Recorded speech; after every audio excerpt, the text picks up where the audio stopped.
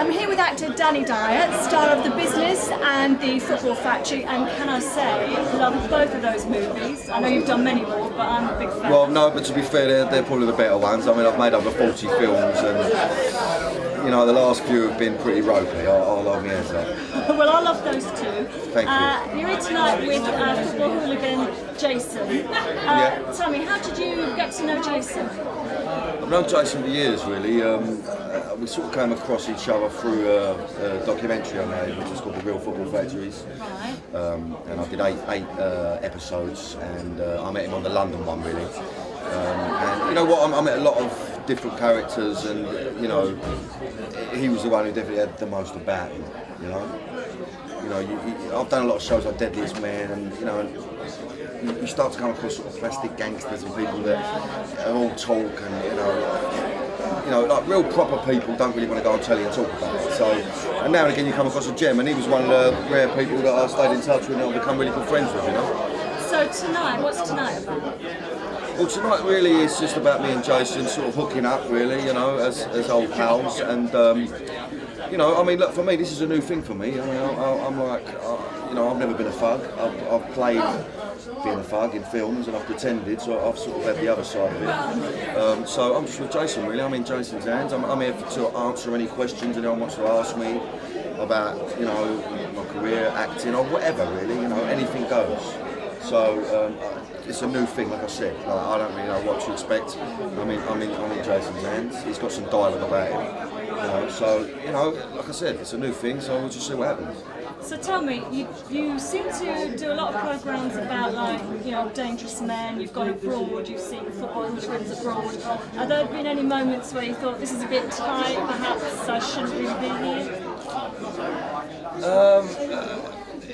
I think because of my profile, I think when I went abroad it was a bit different, but because people were fans of mine, I was looked after very well, and people treated me with respect.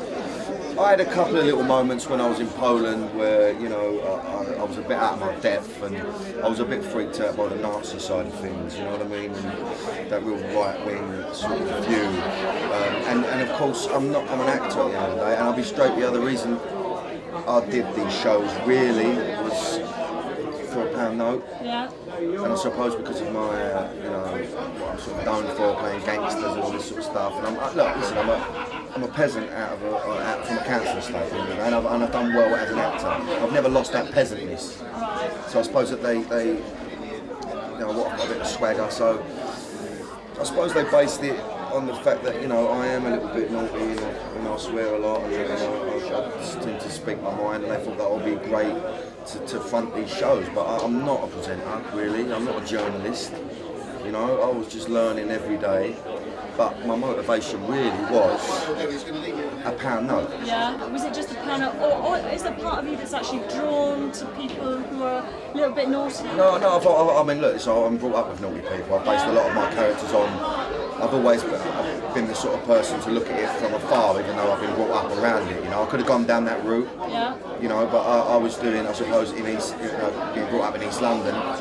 You know, I was sort of went down the acting route, which is known as a bit gay and a bit, you know, not the manly thing to do. But I loved it, and it was my passion. And it took me out of that world in a way. I mean, I got my first acting job at 14, and it set me off on a completely different path. But I've always been fascinated by it, of course, you know. And if you could be a football hooligan for the day, and you wouldn't get found out, what would be the firm that you would join? Well, that's easy. I'll be part of the ICF, I'll be West Ham, because I'm West Ham through and through. And I remember watching as a kid, you know, I used to watch from the terraces in the 80s with my dad, the South Bank, and them all kicking off, and, you know, just being fascinated by that, you know. It's like, not having the urge, as maybe like people like Jason and other people that have this pent-up aggression and they need to channel it somewhere, you know, and football violence was the perfect way for them to do that.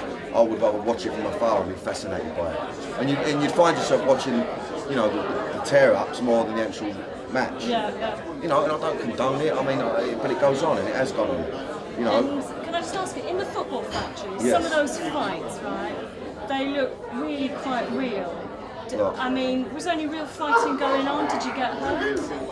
Were you considered? Well, what we did with the Football Factory, which is, I think, you know, there's been a lot of hooligan films since that, but I think we was we're the daddy of hooligan films because we were the first sort of. I think what we did was we wanted to try and keep it as real as we possibly could. So we didn't use normal extras. We used real ex-thugs. So a lot of them were on tag. What we did do is we didn't get stuntmen, which goes against all health and safety. Is we got the proper heads of the firms of Millwall and Chelsea. You know, because they're the only ones that can control these people. Yeah. And we got them in. You know. Sober? Well, the hard thing was over lunchtime because they'd want to go to the pub and trying to get them out of the pub to come and film, and they'd get bored pretty quickly. They've got very short attention spans. I mean, there was a couple of broken arms, a few people lost some teeth, and a lot of them were on tag, so they had to leave filming early to get home. Obviously, it was on curfews, but it kept it real. And every shot you see of an extra, you know, they look the part because they are the real thing. It was hard for me being the lead actor. And just trying to have a jolly up with them and be normal. I mean, I'd turn up in the morning, and there would be, 5 or 6 folks waiting for me in the trailer with a can of lager. Going, here, Dan, have a beer. And I'd have to play the game. Go, all right. And I'd take the beer and I'd go in the corner. Obviously, I've got loads of lines to learn. So I've got to, I had to play the game, but I couldn't be snotty nose, which I'm not. I couldn't go, I'm an actor, get on that vibe. So I had to sort of, be one of the lads, but at the same time, I think, fuck me, I've got some dialogue today, and it worked. It worked for me. It was very draining, that job. Very, very draining. I watched it again a few days ago. I really, really loved that film, and I did not expect to at all. I'm very proud of it, I must say. I'm not surprised. Last question. You are known as a sex symbol. The women adore you. I have no idea why. No, it's ridiculous, isn't it? It's ridiculous. And I don't really know what to make of that. I think it's very flattering. It's great for the ego, but I think if they was to live with me for a week, they would know that fucking.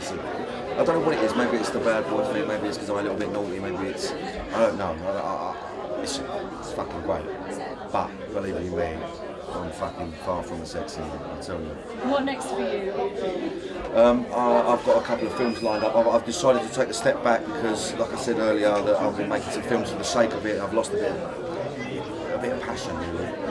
So I've got a couple of films where I'm trying to do something a little bit different. We're doing a film with Ray Winstone, who's one of my idols and a very good friend of mine. And it's a really sort of sad story. Me and Ray in the film would think it'd be about gangsters, just not. He's like my dad. He's dying of cancer and he's got a couple of months to live, and it's just about a dad and a son trying to bond because they never had a relationship. It's quite a sad piece, really. It's quite a world away. And I play, completely. I need to try something a little bit different because I love acting. That's my passion. Before anything else. Nothing else that you'd want to do?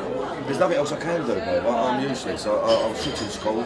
I found my calling at a young age. Like I said, I got my first part at 14, and I've never really looked back. But I can't do fuck all. I've never learned a trade. I mean, my game is acting, and the hard thing is having longevity, because I've had a good run. I've been doing a 20 stretch now. Have you? Yeah, I'm 35, babe, now, and I started when I was young, so. It's a baby. Well, I am looking forward to seeing that film with Ray Winstone because it is like a world away She's the most dangerous girl in the world. It's a really clever piece of work. So I started that this summer.